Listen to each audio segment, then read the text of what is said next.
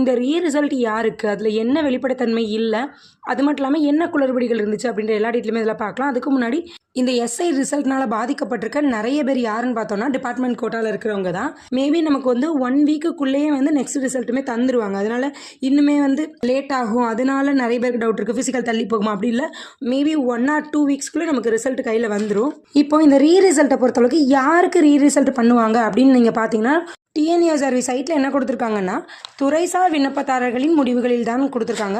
அதாவது டிபார்ட்மெண்ட் கோட்டாவில் தான் நாங்கள் நிறையா ப்ராப்ளம் வந்திருக்கு, அதில் தான் குளறுபடிகள் இருக்குன்றதை அவங்க சொல்லியிருக்காங்க. அது மட்டும் இல்லாமல் அதனால ஓப்பன் கோட்டாவில் வந்து ஆல்ரெடி எங்களுக்கு கட் ஆஃபில் நம்பர் இருக்குது, எனக்கு வந்து எது ப்ராப்ளம் வருமானு கேட்டிங்கன்னா உங்களுக்கு எந்த ப்ராப்ளமே